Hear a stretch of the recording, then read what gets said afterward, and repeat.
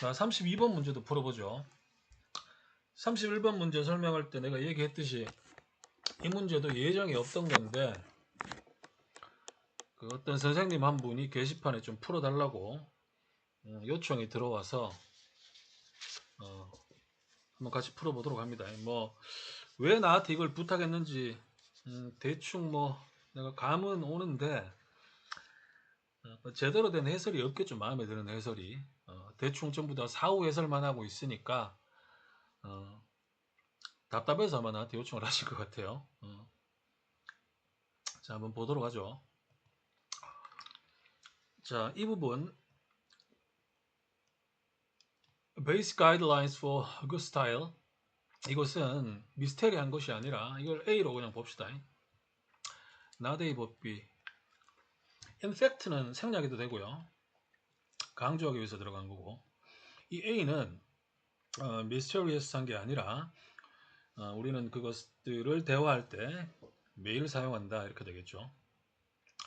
자, 그래서 이 them 반복된 말 이게 타픽이 될 거고, 이해했죠? 그 다음에 나데이 법비 미스테리한 게 아니라 매일 쓰는 거다. B 부분이 강조가 되는 거고. 자, 문제는 2번 부분을 학생이나 강사들이 직역을 하는데 번역은 대충 되는데 해석과 해설을 못한다 이 말이야. 이 보세요. 내가 직역 써놓은 거. 해설지도 이렇게 비슷하게 나와 있죠. 이렇게 문맥 고려 없이 K식 직독직해 해버리면 갑자기 뭐 협동, 협력 나오고 뭐 교환 어쩌고 저쩌고 이래버리니까 이 문장을 제대로 이해를 못한다고. 니들 흔히 하는 말로 붕 뜬다 그러잖아. 튕긴다 그러는데 영어 강사들이 붕 뜬다, 튕긴다 이렇게 얘기하면 자신도 그 이해 못했다는 얘기죠. 왜? 숨어있는 연결을 못 찾고 바꿔쓰기에 대한 이해가 전혀 안 돼 있고 이 문제에서는 같은 자리 같은 의미를 모르는 거고. 내 기가 막힌 거 가르쳐 줄게. 잘 들어. 자, rely on 첫 번째가 의지하다, 의존하다. 두 번째가 어디에 달려있다. 이거는 누구나 알죠. 3번, 4번을 아무도 안 가르쳐주고 모르죠. 나는 한 열댓 번 가르쳐줬다. 뭐뭐에 의해서 좌우되다. 무엇을 이용하다. use나 take advantage of의 뜻이 있다 그랬어요. 아시겠죠? 교수들은 이렇게 읽는다. 교수도 이걸 모르겠냐? 나도 아는 걸. 이해되겠죠? 여기 잘 봐.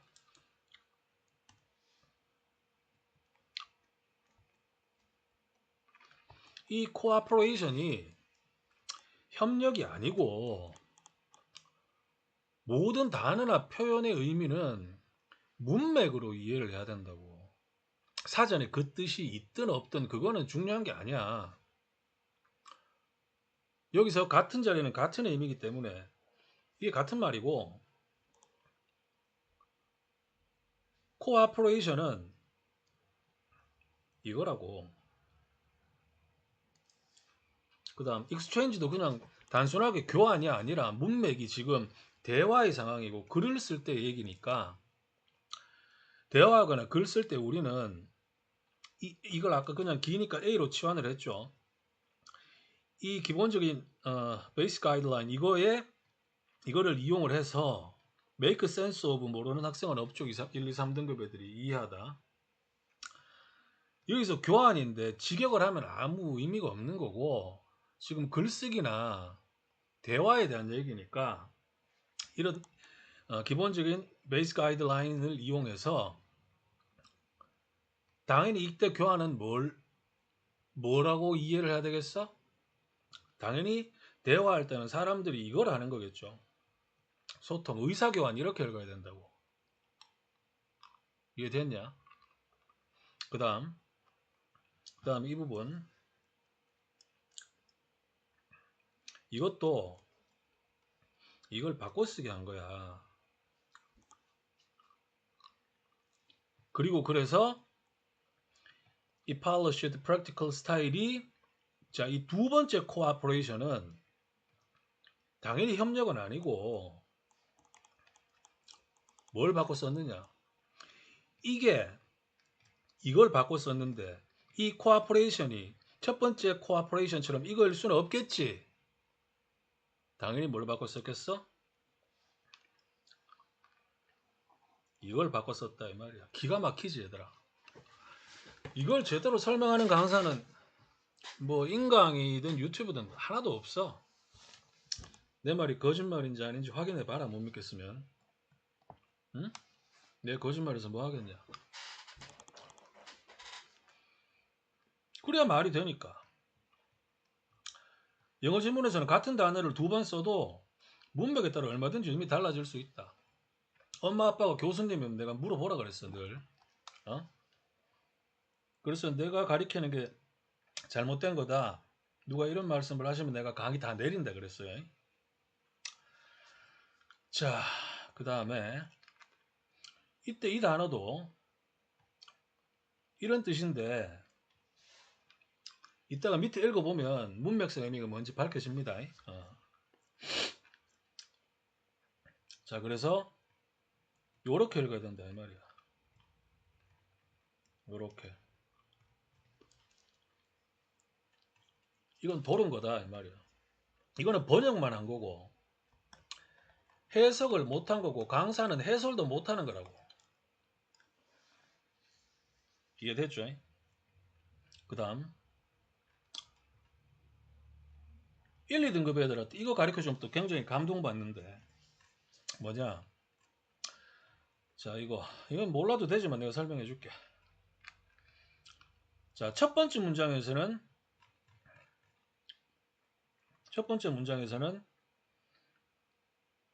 이 어디 갔어? In conversation 이것만 있었는데 두 번째 문장에서는 and in writing이 등장을 했죠. 이거 왜 붙였냐? 세 번째 문장부터 writing에 대한 얘기를 하기 위한 포석이다. 기가 막히지? 이런 거를 가르쳐줘야 애들이 감동을 받는다고. 아시겠죠? 자, 그 다음에 이제 3번 문장은 여러분들이 해석은 다 할 수 있으니까 이것만 설명할게. 또 나왔다. this 명사, such 명사. 재진술, 부연 설명 아니면 전환 둘 중에 하나다. 이해됐죠? 이거는 누구나 해석 다 하잖아. 그 다음 이 단어 몰랐으면 그냥 넘어가고. 이해했죠? 그래서 여기서부터 전환, 글쓰기, 라이터에 대한 얘기가 계속 나오고 있다 이 말이야. 빈칸 문장에도 이제 그 라이터에 대한 얘기에 빈칸이 뚫려 있는 거고. 이해됐죠? 하지만 이 앞 내용을 무시하는 건 아니다. 이게 다 같은 말이다. 이해했죠? 그리고 해석은 이제 이렇게 되는데 이건 다 하죠 여러분들이. 이렇게 기대하는 것들이 이거다 이 말이야. 그래서 여기서 이 단어도 단순히 사전적인 세련된 의미가 아니라 이런 의미다 이 말이야. 이해됐죠? 들으면서 감동을 팍팍 느껴야 돼. 감동이 올 거야 분명히. 응? 아무도 설명을 못하는 거 내가 다 하니까. 왜? 감동을 받아야 머릿속에 오래 남아. 내가 잘 가르친다고 니들한테 생쇼 하는 게 아니야 지금. 들을 때마다 이게 머릿속에 감동적으로 박혀야 된다고. 그래야 독해 실력이 는다고. 얘들 알겠지? 안 잊혀지고. 맨날 쓸데없는 거 직독직해만 하고 그런 수업 들으니까 남는 게 없잖아. 남는 게. 감동이 없으니까. 무슨 말인지 알겠죠? 자, 그 다음에 이제 4번 문장 보면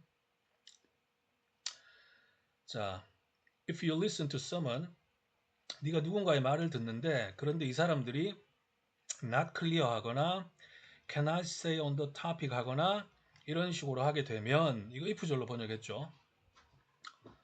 하게 되면 lose interest 할 것이다. 그 대화에 당연한 얘기죠. 이해됐죠? 그래서 4번 문장에서 이 3번 문장을 4번 문장까지 5번 문장을 읽어보면 이 두 개로 쪼개서 이제 부연 설명 재진술하고 있어. 그리고 이 문제 솔직히 이 5번 문장에 need to만 잘 찾아 읽어도 오답 제거법으로 정답 쓴다 얘들아. 여러 번 한 거야 이거. 주제 제목 문제처럼 풀어도 되니까. 여기서는 뭐 이 정도가 생략됐다고 보면 되고 이거 해도 되고 둘 다 손절 관계니까. 여기서는 to가 있으니까 이게 됐죠. 뭐 생략된 연결 안 찾아 읽어도 되고 작가들 또한 클리어 해야 되고 스테이 온 더 타픽 해야 되고 정보를 적절하게 제공해야 된다. too much 하거나 too little한 정보를 제공하면 안 되고 그러면 흥미를 잃어버리니까 적절하게 제공해야 된다 이 말이야. 그래서 3번 문장을 4번과 5번 문장에서 이렇게 부연 설명 혹은 재진술하고 있다 이 말이에요.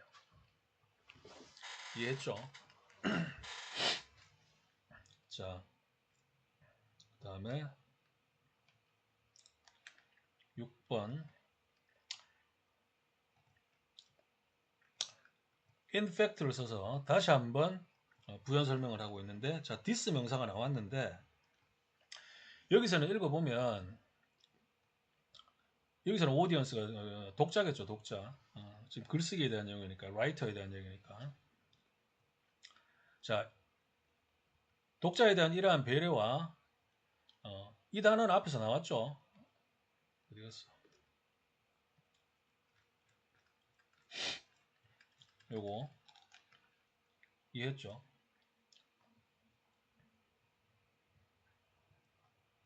여기서는 이제 명사로 쓴 거고 순간적으로 몰랐더라도 이것만 알면 돼. 그냥 A and B로 연결되어 있으니까 독자에 대한 이러한 배려가 이런 적절성은 훨씬 더 중요하다. 글 쓸 때 대화할 때보다. 왜냐하면 자, 이 문장 관계대명사 내가 처리하는 거 잘 봐. 왜냐하면 writing은 non-verbal communication 이나 immediate feedback을 허용하지 않으니까 비록 대화에서는 허용되지만 이게 지금 이렇게 이해 안 되는 애들은 내가 저 관계대명사 해설 써놓은 거 그걸 들으세요. 이 괄호로 묶어가지고 대화의 일부인 피드백 언어 장애자라 그랬어. 후치수식이 무조건 틀린 건 아니지만 아시겠죠? 나한테 영어 배운 애들은 이렇게 읽어야 된다 이 말이야. 문맥을 고려해가지고 관계대명사 여기서 비록 뭐일지라도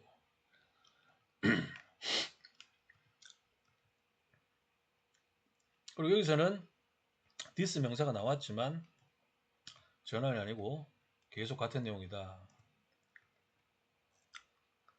결국은 따지고 보면 이게 다 같은 말이죠. 이게. 학생 입장에서는 7번 문장에 부정어가 없기 때문에 1번 유형으로 생각하고 그냥 정답 쓰면 돼. 오답 제거법으로. 아시겠죠?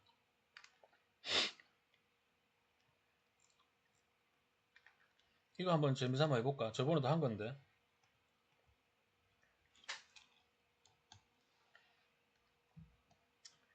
인간은 바보처럼 행동하는 현명한 동물이다. 미친 거다. 미친 거에. 아시겠죠? 도는 거야. 인간은 현명한 동물이다. 그러나 행동하는 것을 보면 바보 같다. 이 말이겠죠. 자, 그 다음에 아까도 얘기했지만 그래서 7번 문장은 7번에 지금 빈칸 뚫어져 있는데 학생 입장에서는 여기에 뭐 어떤 연결사가 생략됐니 안 됐니 뭐 정신없죠. 못 찾아 읽어도 돼. 그냥 키워드 그대로 집어넣으면 된다 이 말이야. 오답 제거법으로. 자, 미친 거죠. 이 굵게 된 거 봐봐라. 다 미친 거지. 다 미친 거죠. 5번이 순간적으로 이해가 안 될 수도 있어. 왜? 일반적인 강사 학생들 전부 K 직독직해 해가지고 작가는 우리 작가는 뭐 해야 돼? 이거 직독직해 해가지고 이 세 개 중에 단어 하나를 집어넣죠. 작가는 결석한 부재 중인 리더의 반응을 예상해야 한다. 순간적으로 이해 안 된다고. 미친 소리 같아도 한번 더 읽어보면 얘는 완전 미친 거야 그냥. 그래서 순간적으로 이해가 되든 말든 5번으로 써야 된다 이 말이야. 그리고 내가 설명을 해줄게.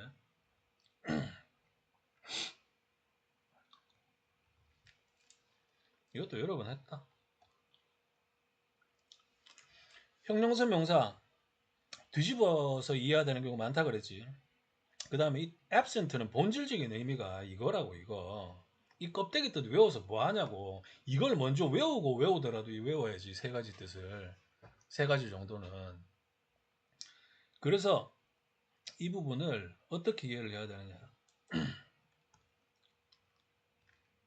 이렇게 이해해야 된다. 이해했니? 뒤집어서. 이해했니? 독자의 즉각적인 반응이 없다. 부재 중이다. 없는 것을 존재하지 않는다. 이걸 예상해야 된다. 아까 내가 얘기했잖아. 피드백을 그냥 무미건조하게 피드백 이렇게만 알고 있으면 안 된다고. 이 뜻을 외우라 그랬잖아. 내가 반드시. 아시겠죠? 아까 내가 설명 안 했나? 내가 다른 수업에서 설명을 했을 거야 분명히. 그래서 immediate feedback 이거를 이렇게 바꿨었다고. 근데 이거 알아서 뭐 하려고 시험장에서. 학생은 그냥 1번 유형이라고 생각하고 정답 써도 정답이 나오잖아. 이해했지? 그 다음 마지막. 굳이 이걸 내가 디테일하게 설명을 끝까지 해줄게. 선생님도 뭐 이걸 물어봤으니까. 32번 문제는 학생은 1번 유형으로 생각하고 정답 쓰면 돼. 5번이 이해가 안 돼도. 근데 이제 5번이 이 정답인 이유까지 내가 설명을 하면 정확하게 말하면 3번 유형이거든. 3번 유형. 빈칸 추론 문제형의 세 번째 거라고. 즉 이거죠. 지문에 명시된 사실을 기반으로 지문에 언급되지는 않았지만 논리적으로 벌어질 수 있는 일이나 결과를 추론하는 거. 봐봐라. 아까 이 직접 문장에서 뭐라 그랬노? 7번 직접 문장에서 이렇게 얘기했죠. writing에서는 conversation에서 허용되는 이런 것들이 허용되지 않으니 7번 문장에 뭐가 생략되어 있느냐? 따라서 그러므로 결과적으로 작가들은 이게 없을 수도 있다는 것을 예상해야 된다. 이 논리라고. 아무도 설명 못하죠 이거는. 강사들 중에 이거 이렇게 설명하는 강사 없다.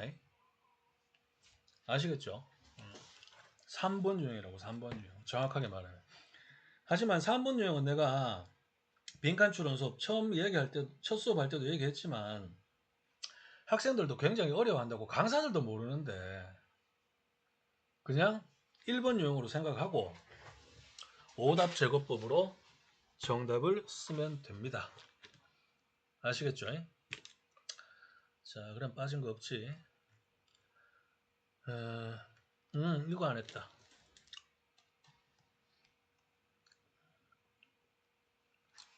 이거 다 알아야 됩니다. 상상하다. 이해했죠?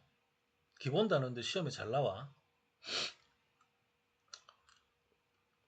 설사 여기서 envision하고 픽처 이 단어가 이 뜻으로 쓰인 걸 몰랐더라도 이 굵게 된 부분이 키워드가 아니잖아. 미친 거잖아. 빈칸에 들어갈 말이 아니잖아. 그래서 정답을 쓸 수 있어야 돼. 자, 시간이 좀 많이 지났는데 학생이든 선생님이든 내 수업 잘 학생 같으면 잘 수업 듣고 깨우침을 얻어서 잘 터득을 해서 다른 문제에다가 적용하는 연습을 열심히 하고, 선생님이시라면 내가 저번에도 얘기한 것 같은데 잘 연구를 해서 학생들을 올바르게 가르치세요. 올바르게. 응? 아까 2번 문장 같은 것도 설명 못해서 쩔쩔대지 말고, 아시겠죠? 자, 다음 시간에 또 새로운 문제로 공부해 보도록 하죠. 마칩니다.